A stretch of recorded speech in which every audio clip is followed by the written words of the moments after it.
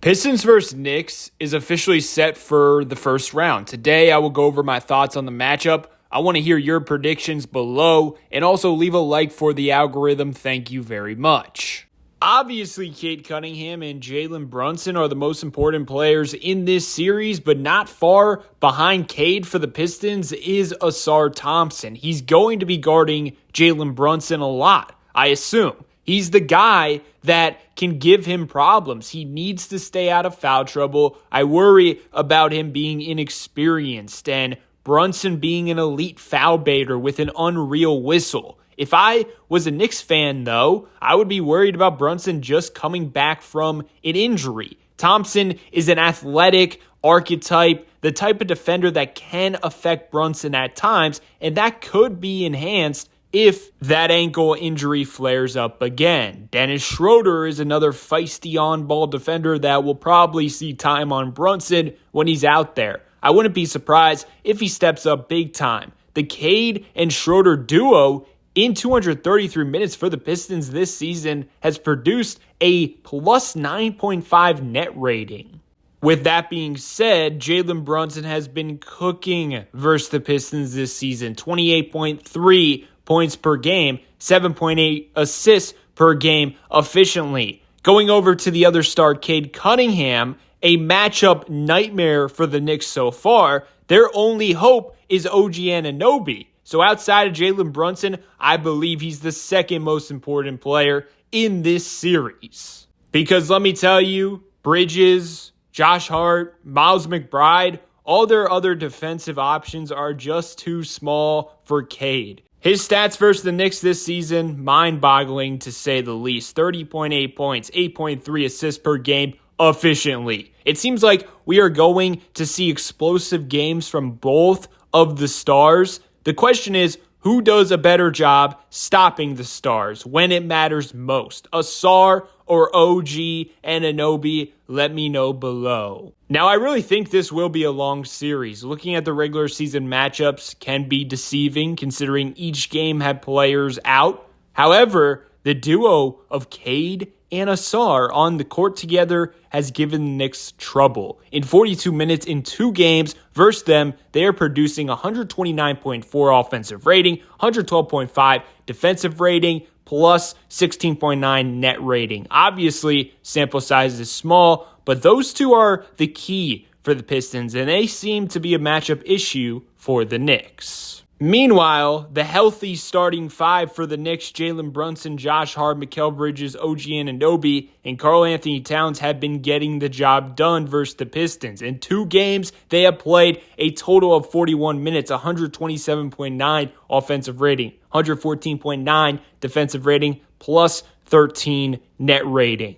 Overall, the Knicks just have more firepower offensively. Karl-Anthony Towns averaged 24 points, 11 rebounds, and 5 assists versus the Pistons. Mikal Bridges averaged nearly 20 points efficiently versus the Pistons as well. If they keep these numbers up, it's going to be very, very, very tough for the Pistons to win this series. And something to think about, the starters for the Knicks cooked against the Pistons, so obviously their bench kind of struggled, and that's been a problem for them over the year. But now that they got Mitchell Robinson back, he could shore up the rare bench minutes for the Knicks because we know Tom Thibodeau is going to play the starters as much as possible. Their defense has been different in the second half of the season, and a lot has to do with Mitchell Robinson. Everything I just mentioned, though, is the winning recipe for New York. Now, I will say, against most teams, the big man duo of Cat and Mitchell Robinson would be a huge advantage. And I think they do have the front court advantage, but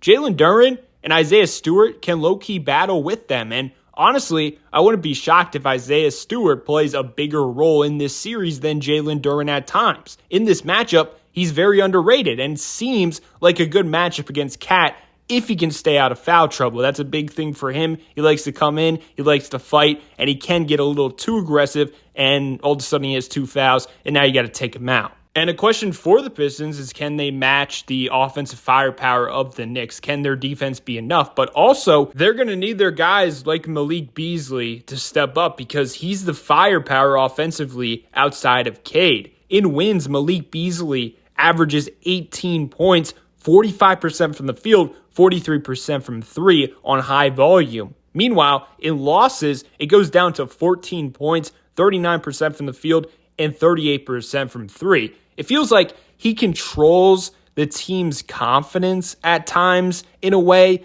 It kind of just ignites the team, gives them confidence, gives them momentum when he starts dancing after a couple threes or he makes 2 threes in a row. If I were the Knicks, that would be a huge point of emphasis, because if you take Malik Beasley away from the Pistons, as a team, it could affect their morale. I really feel that way. It just feels like Malik Beasley is their pride and soul at times. He's just been so important for them offensively. Obviously, Cade is really that, but he can't do it alone. So if you take Malik out of the equation, it's going to be very tough. And I guarantee you, if the Pistons end up winning this series, it's going to involve Beasley going off from deep in a couple games. They also need a consistent 12-plus points per game from Tobias Harris, maybe even a 20-point game, hitting his open threes. He's going to get them. In Philly, he was prone to disappear in big games and not hit wide-open shots. They will need solid to great games from him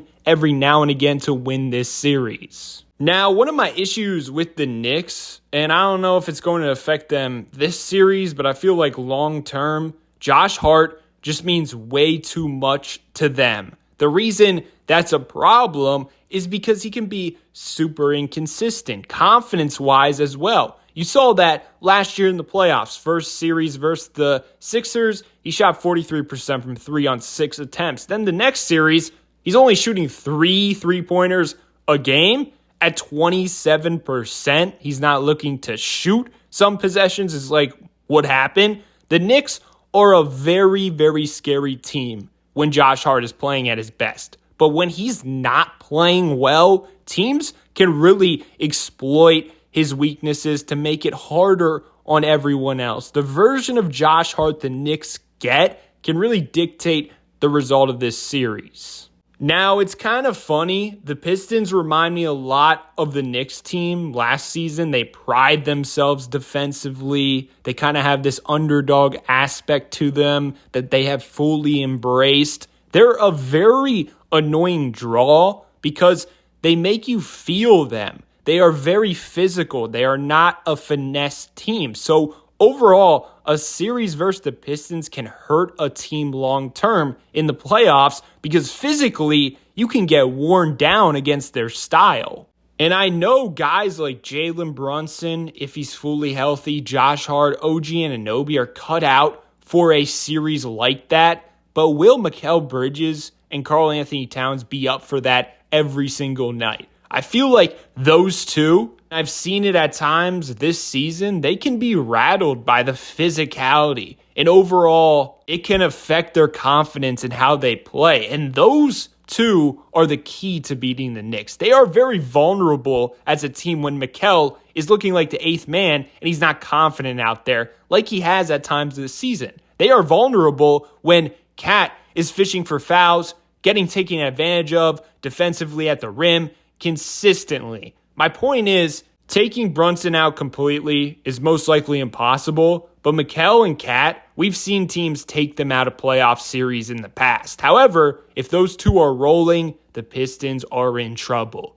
But overall, the physicality and athleticism is something to watch because I feel like the Knicks have struggled with that this season compared to their team last year. And I'm going to end off by saying this. I also guarantee you JB Bickerstaff will be complaining about the Knicks whistle midway through the series. He's ranting for sure about the refs after one of the games, and he's going to get a fine. He's been doing that all season long. And I'm not going to lie, I think the type of whistle the refs allow in this series is a big factor because if they allow physicality, the Pistons are going to take full advantage of that. But if they start calling ticky-tack fouls, that could affect the Pistons low-key. Overall, will the Knicks be ready for the physicality? Because the Pistons are looking to fight. They're not just here to play basketball, I'm sorry to tell you guys. And as a team, they are ranked 5th in rebounding percentage. It's been a big part of their success, excelling at the dirty work. Now, the New York Knicks are right there as well, ranking 9th in rebounding percentage. Who's going to win that battle? Who's going to win the series? Let me know your thoughts in the comments section below.